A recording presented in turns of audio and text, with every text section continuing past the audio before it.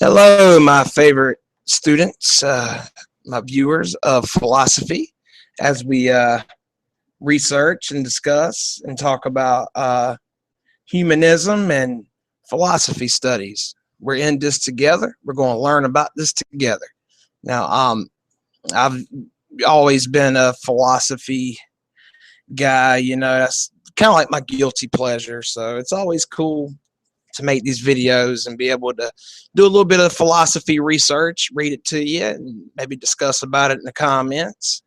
So this is helping me learn, continue on learning, and I hope it helps you guys as philosophy marks or people who's just interested in it in general. Today, we're going to talk about the split brain patient research that's going on. You hear about this a lot of times because what I'm talking about, every video I do is going to be related to philosophy. This is a more scientific argument, but it's more related to morals and philosophy. How it relates to that. So anyway, the split brain patient. You might have heard about this a lot in theist versus non-theist debates, and you notice the non-theists would bring it up a lot. So basically, I'm going to read you this short little article about it and basically react to it. Okay. Here's a fascinating snippet from a neurologist versus Raymond talking about a split brain patient. The patient, okay, first off, yeah, about the theist and non-theist debate. See, what happened was the split brain patient, they had to do, surgery on his head, and they had to split his brain to perhaps move a tumor or something like that. And basically, what happened was his left hemisphere and his right hemisphere pretty much started thinking on its own, started functioning on its own. And the patient basically had two personalities because the left hemisphere had its own beliefs and whatnot. For example, like if my brain was split open for a certain period of time, my left hemisphere might be more associated with language and whatnot, and it might be totally against smoking. Whereas my right hemisphere brain would be for smoking and stuff like that, because a lot of times, as far as philosophy studies and things like that goes, when we're thinking, a lot of time it's a conversation with the I and the me. In other words, you're having a conversation with yourself. Because who are you talking to when you say, damn, I forgot my car keys, gotta go get them? Who are you telling? Who are you talking to? It's a conversation with the I and the me. So in the split brain patient, the I and the me is split up. So he's not really having a conversation with himself. Therefore, his left and right hemispheres are disagreeing with each other. I know it's crazy. It's really crazy. And the reason I bring this up because it really makes you question like the existence of a soul and like where morals come from, so on and so forth. Now, I've already studied things like this, but it's interesting to bring up and a good reminder as we go through this together and learn about this together. And I'm going to stop with my trying to sound like Bernie dialogue here. But yeah, that was some fascinating stuff. I mean, now, to be fair, the theist will argue like, well, the brain and the soul. The brain, the split patient, the brain is like basically, it's like a broken radio. It's like the soul's still there, but since the radio is broken, the way it receives the signals and the music is kind of staticky. And basically, once the patient dies, his soul will go off to heaven, and basically he'll be like he was. But on the atheistic side or scientific side, they will argue like, well, how can you have a soul if part of your brain is damaged and it makes you somebody else. You know, regardless of what side you're on, it's still very interesting. So, especially this one patient, because the patient's right brain, his right hemisphere believed in God, but the more rational part of his left brain was an atheist. Now, this is some interesting shit. You know, from a theistic point of view, it's just a broken radio. Everything will come back together. From a naturalistic perspective, or rather say, it's just a different person. You know, his brain was altered. So, let me see. Raymond points to the obvious theological problem of what, in the Christian view, happens to such a person after they die. Does the right brain go to heaven and the left brain go to hell? But more interesting, the split brain studies is how they reveal the fictional nature of the self. Now, as you guys know, I've talked about, you know, locating the self as far as like in a philosophical, spiritual manner, because you're having all these different patterns of thought and moods. You can't, there's no center. You can't really identify with one mood or thought as thoughts come and go. We all know this in our Zen practice. So, yeah, I mean, because the scientists, you know, with these brain studies, they're trying to reveal the nature of the self. Split brain patients clearly cannot have one self, since the two parts of the brain function independently and cannot communicate directly with each other. And yet people with split brains have a sense of a self. The left brain tries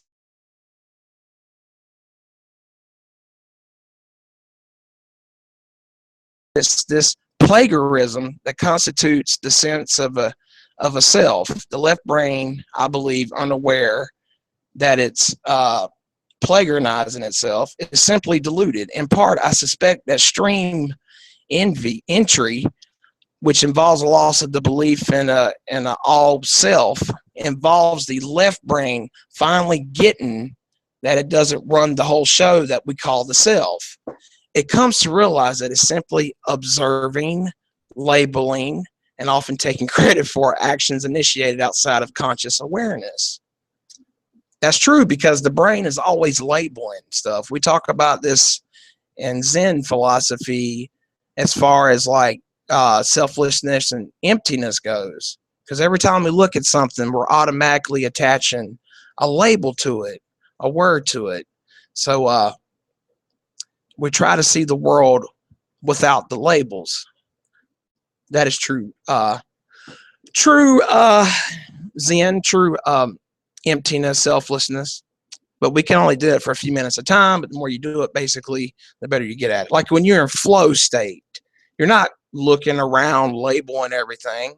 Well, perhaps you are. I mean, no, you're not. Like, even if you're playing basketball and you're in the zone, you do everything automatically. Somebody passes you the ball, you catch the ball, but you're not really thinking about catching the ball. You see the basketball goal and you throw the basketball goal out of pure instinct and determination. So, kind of like in the zone. Let me see. Are you left brain or right brain? Are you the hardworking, problem-solving, number-loving office dweller, or the creative, passionate, playful, daydreaming artist? These images, which I can't show you, you have to, you know, just Google them if you're interested in this. It's kind of nasty, though. These images often made me rather livid as a science-inclined child, because obviously, by the way, the references and the sources will be in the description below if you want to check out some of these articles. I wanted to, that's what I'm doing. I'm reading some articles as a matter of philosophy, and then I'm going to give you my 2 cents about it as we go. Think of it as like a video reaction video, but it's more of an article reaction video as related to morals and the study of humanism and the world of philosophy, the big field. I wanted to identify with the half of the brain spewing swirls of bright colors rather than the one depicting darkened math equations. The artists creating these portrayal images were just trying to egos and frame the rest on us. Boring, right? Did becoming a scientist really entail accepting that the core of my being was equation ridden and tragically colorless? Thankfully, no. The idea that a person is right brain or left brain is completely a myth. Perhaps only slightly less ridiculous than the widespread belief that humans only use 10% of their brains at a time. Sorry, Morgan Freeman, but we use all 100%, which is true because there's parts of your brain that knows everything you're doing and is watching your every move. You're not even aware of it. And your brain, your heart pumping and your kidneys functioning, all that's your mind making that stuff process. You know, the mind is like the motor. And so yeah, your brain is working 100% of the time. It's doing all this, it's doing everything. Even when you just move your hands when you talk, it's doing all that. You're not even aware of it. Whereas we know in Zen, we become more aware of stuff like that. However, the brain is indeed split into a right and left hemisphere, and the two are connected by a structure called the corpus callosum. Callosum, excuse me. A bundle of nerves through which information can be shared. Imagine two incredible, powerful computers connected by a bundle of wires such that each computer has access to the data that the other one is processing. How would you determine which computer was processing what? You guessed it, cut the cords. In the 1960s, a surgeon named Joseph Boggin performed callosotomies, sorry if I butchered that, surveillance of the corpus callosum on a group of epilepsy patients in the hopes of preventing the origin to the rest of the brain. This group of patients, who amazingly exhibited no changes in treatment or intelligence, became a goldmine for researcher Roger Sperry and his student Michael Gazangagar. They designed a set of experiments to test the consequences of moving this connection between the left and right hemispheres. And Roger ultimately won a Nobel Prize for his work. Are there differences in function between the left and right hemispheres? Yeah, I think so. The answer is a resounding yes. And make sure I'm still okay. We're still broadcasting. And a surprising extent of this realization when a process occurs can be demonstrated with the split brain patient in the simple experiment depicted below. If an image of a hammer is presented to the right hemisphere, i.e., it is shown to the left eye, the patient is asked to verbally describe what he sees. He will say nothing. However, if he is asked to use his left hand to pick up the object he sees, he would choose the hammer without hesitation. Could identify the hammer.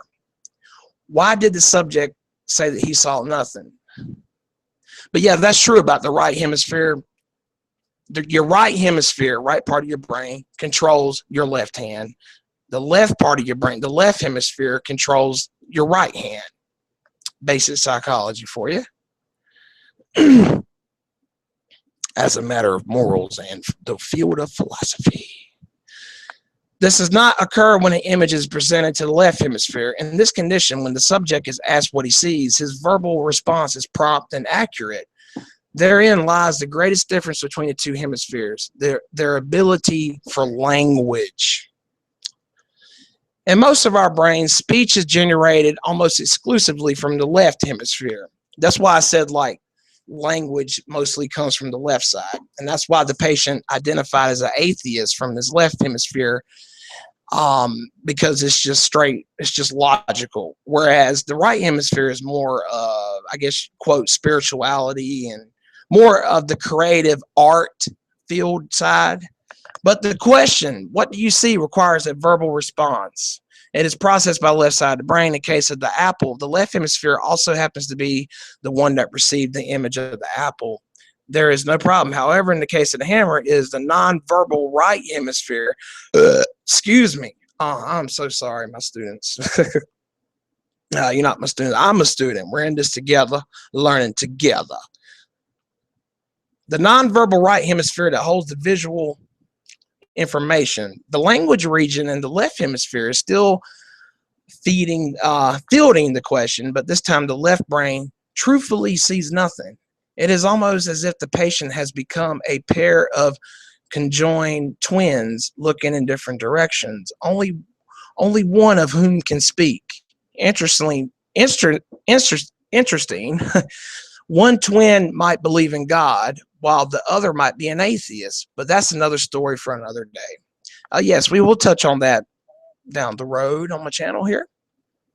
While the left brain allows us to speak, the right brain takes the lead of processing information. The drawings from a split brain patient illustrate this fact. One, when a subject is presented with an image and then asked to copy it with his left hand, it is clear that he understands the 3D nature of the presented image. This particular subject is right-handed, so the drawings are naturally a bit wobbly.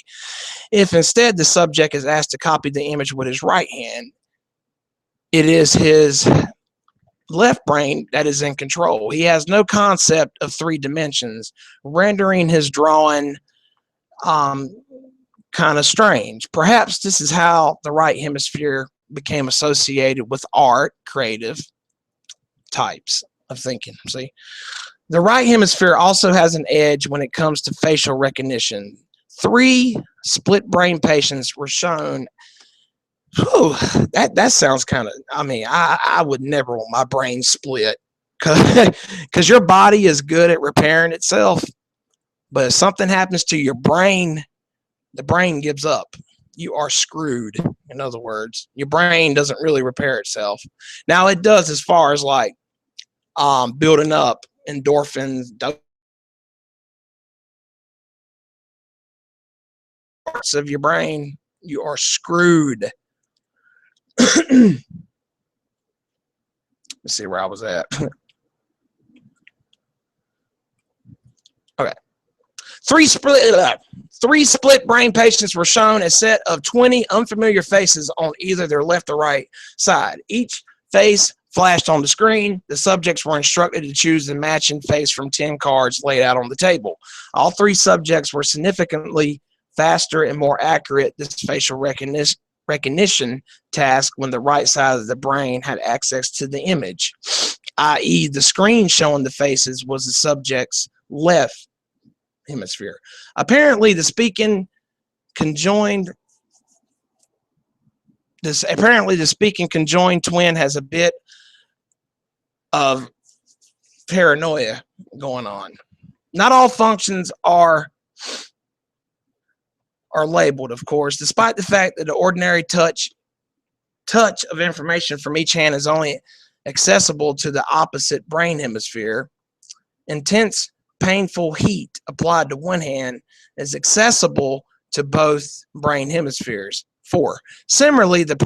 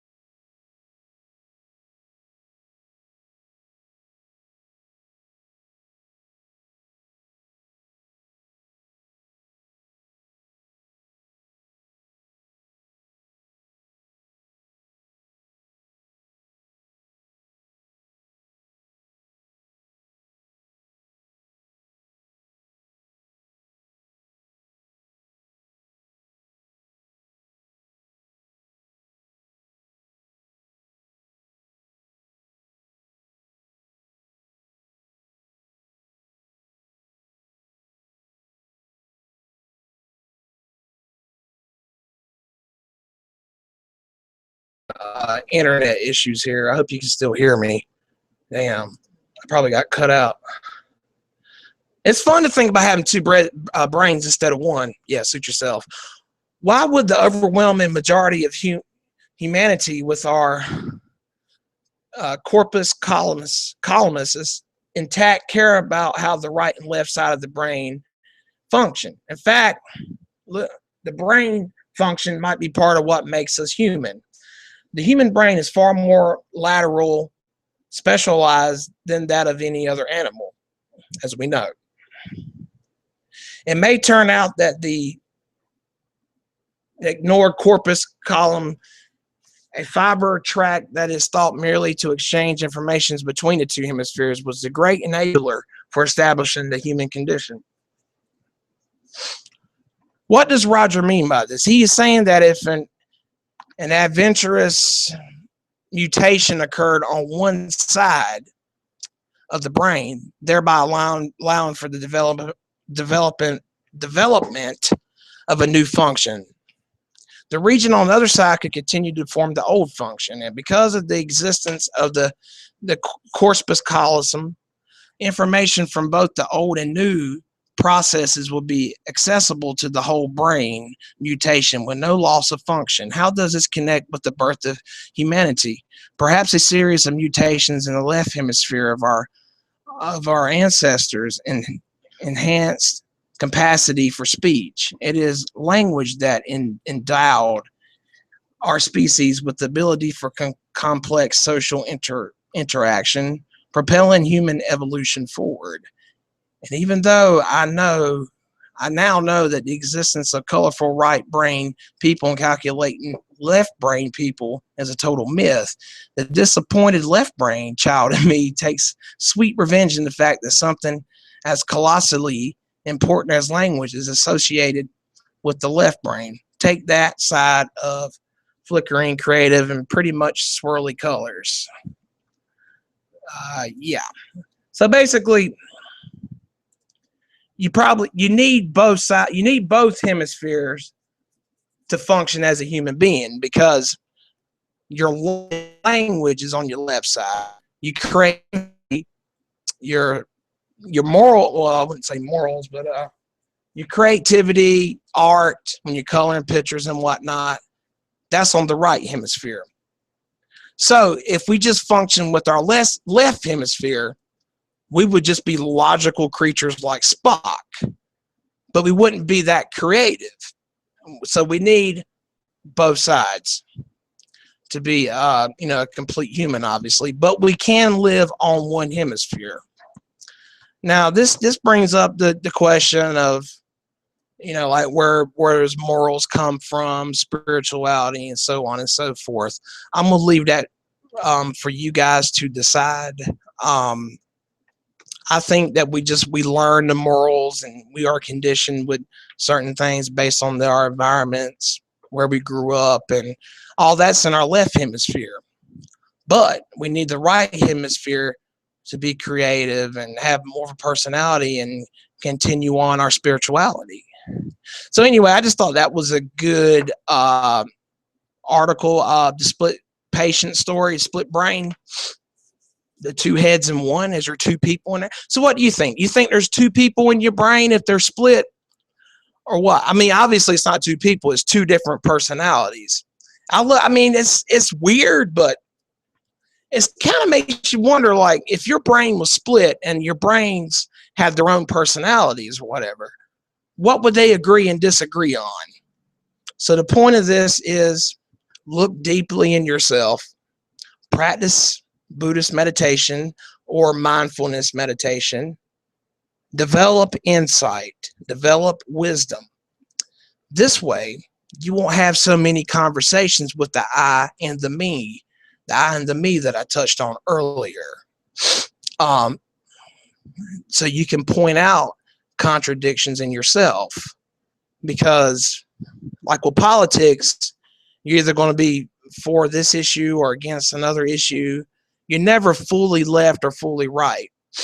As in my case, I don't want to say, but check my other videos if you're into politics. But yeah, practice meditation, and you can see these processes go on in your brains. This way, if you ever had your brain split, perhaps the conversation with the I and the me will be somewhat more mutual and not so disagreeable. And anyway, that's all I got for right now as we learn together. But what do you guys think about it? I think it's a fascinating argument that atheists use to disprove the soul, while the theists will use it as a way of saying a broken radio, a broken body, you get it all and you get it all back when you die. So do you think consciousness floats off the brain at death, or you think it's some kind of energy that manifests in reality somewhere else, or whatever the case? Anyway, thanks for watching, listening. Please like and sub if you want to. I really appreciate it as we learn humanism and philosophy together, and some science as related to morals and philosophy studies. Y'all take care. You and you take care.